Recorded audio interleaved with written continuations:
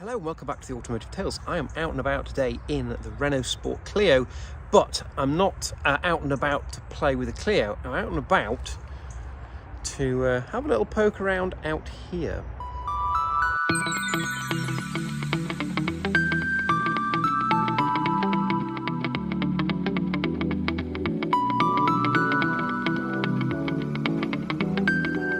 So as the title of the video may have given away, I'm doing a bit of a behind the scenes for a late break show barn find. Those who are familiar with the channel will know I recently did a video, well recently, it's about a year ago, did a video with Johnny on my yellow T5R, which I am progressing slowly, I promise.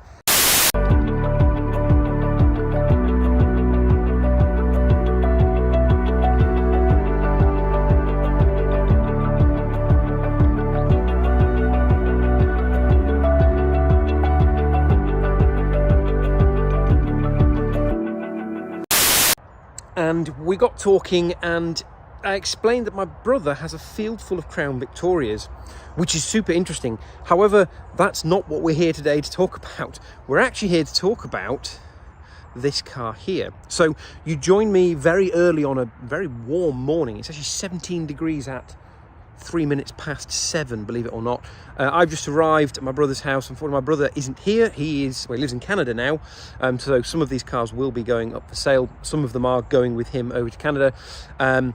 But yeah, we're very specifically here to talk about this one. And I assume if you're watching this video, you've probably already watched Johnny's video, so no spoilers are going to be made by me telling you this is a Dodge Diplomat. So it's actually an ex-New York City police car. It's a screen-used car in the usual suspects, and it's been sat here for a little while. I'm going to see if we can revive it today. So I tried to stay out of the way of the filming, but I couldn't help myself but to capture this little bit behind the scenes of Johnny filming his intro. Right, here it is, the heat of the day. It's 30 degrees today. It is absolutely baking. Here you can see Phil, Johnny's videographer, just doing some interior shots of one of the Crown Vics. You might notice from the picture I did earlier that one of them has moved, so the first one started.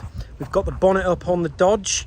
It's not looking good. Let me show you. So at this point, I've no idea where we'll get to on Johnny's video, but it turns out my brother had left the air cleaner off the top of this carburettor. Nice 4-barrel though. So it's looking like the linkages are pretty seized. We've absolutely doused it with BDX to see whether we can free this up. But if that linkage is seized, this is probably a non-starter, because we can put the can of hope on that side and put the coil back on, and it should, in theory, work. But who knows? This is unfortunately looking very sad under here. This was one that Chris said when we called him earlier he's probably going to take with him to Canada.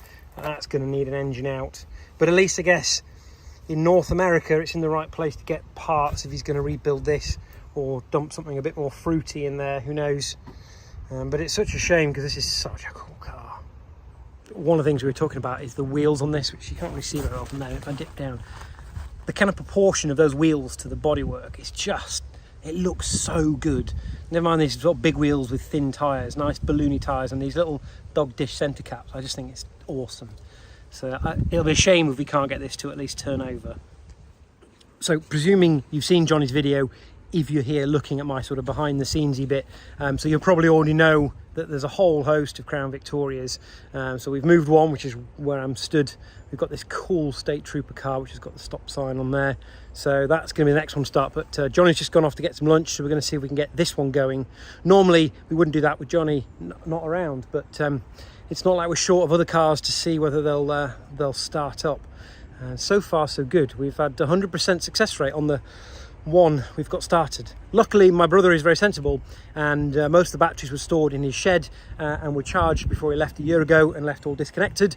So most of the batteries look pretty good. So I'm giving each one of them a little boil, make sure they've got a bit of extra juice in them, and then throwing them on. So we've tested this one. All the lights come on. So next thing I'm going to do is try and get this started. Now, I actually, before we do start the next Crown Vic, I did run my drone over earlier. Hopefully the footage is okay. I know Phil has done some much better drone footage with a slightly fancier drone than mine.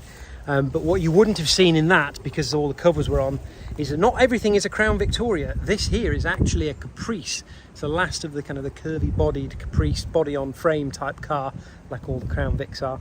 and you could see the cab before. This is the long wheelbase one, but some of the others were undercover. So this black and white one here, which, as Chris said, is going to be for sale. This one probably not, and this one probably not. This one will be for sale, as will be this one right here behind me, which is the sheriff's car. Right, enough pointing at cars and spinning the camera around and making you dizzy. Time to see if we can get this Crown Vic going. You've probably already seen us get this Vic started, as it was on the main video on Johnny's channel. So here's me pumping the tyre up. So as you can see, I'm sitting down in the shade and a little bit sweaty of the brow because it is hot today. It's unfathomably hot. I think we're all bordering on heat stroke at the moment. But we have so far moved, what, 5 Crown Victorias? Next one to try is the taxi, see whether we can get that started. I have a suspicion the Diplomat might be a non-starter because of that linkage on the carburettor, which looks pretty jammed, but we've soaked it. We'll go back to it in a bit to see whether it's even remotely likely to move. If not, it's probably going to be a rebuild job, so that's not a today job. But yeah, this is we do work hard on these videos, but in this heat, whoa, you've got to take breaks and have plenty of water. In fact, I think I'm on bottle number 2 or 3. So sadly, despite soaking this with penetrant oil, the linkages look like they're absolutely seized. So Chris must have forgotten to put the air cleaner on. So this is bad news. It probably needs the carb taken off and rebuilding. And even then, God knows what else has gone down its throat. So hopefully the engine is okay, but we're going to abandon ship on this for now because it's just a mission too far today. As you can probably tell by the shadows, it's getting into the afternoon now. So we're running out of time, but I think we've been successful in starting pretty much everything, which is pretty cool. So we've had pretty good success with the Crown Victorias today. The Chevy Caprice sort of played ball, and obviously we didn't try with the Diplomat, but they all started so easily. Literally every single one with a fresh battery on, and just like that. Now when they're cold, there was a couple of seconds of sort of valve train rattle for like 1 or 2 seconds as it builds up oil pressure, and then smooth as anything. I mean, listen to this.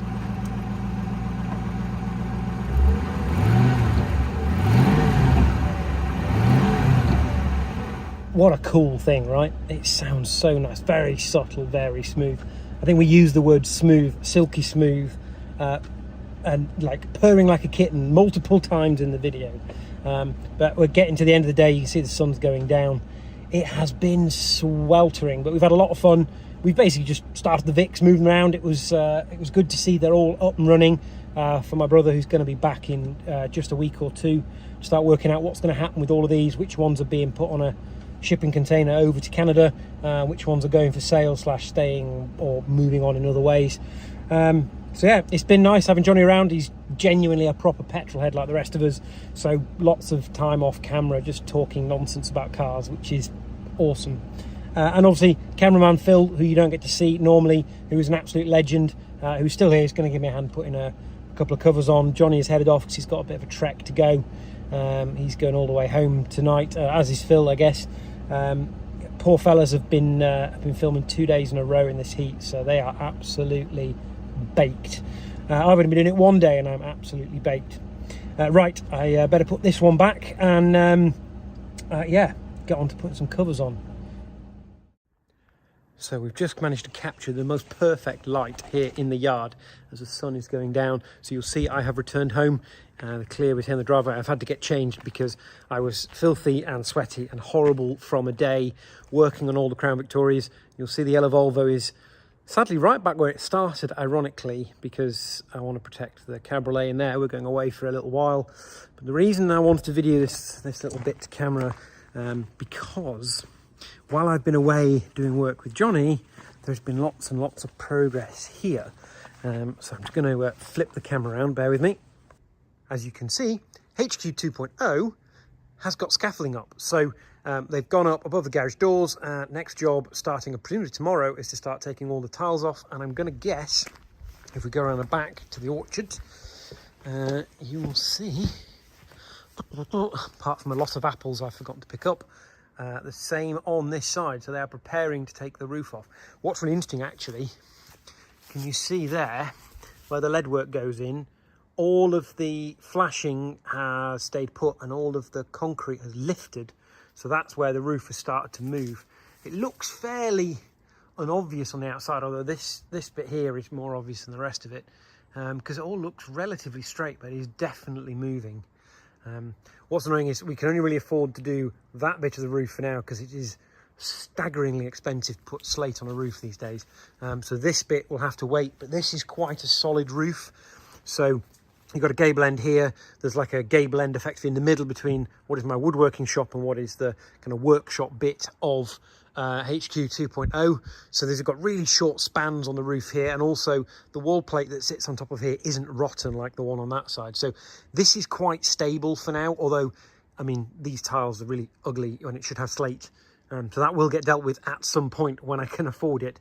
But the most important thing is that roof is going to be stable, and then I can get all the cars back in. So annoyingly, I'm not going to be able to film much of what's going on here because I am about to go away on holiday for a week. So I'm hoping by then they'll have stripped all of this off and hopefully fixed the roof and be on to putting the membrane on. And all of that, hopefully, before the weather turns. We've got a couple of days of good weather coming up, so fingers crossed. Because you know my luck, they'll take the roof off and then it'll rain like crazy. So, right, that's all for this episode of Automotive Tales. I hope you've enjoyed a little bit of the behind the scenes. I try not to stick the camera in Johnny's face. It's not his responsibility to be on my channel, but I very much appreciate him coming and doing stuff with me for the second time. The first time around was really good for my channel. I know there's not many subscribers. It's not particularly interesting content, but it gets me out of the house and it gets me working on things. So I appreciate all the people that do watch the channel, even though I don't really make any money from it at all. I do make a few pence, and it is literally pence. But really, this is about motivating me to get on with things. So thank you for watching Automotive Tales. There we are, look. And we'll see you next time. Bye for now.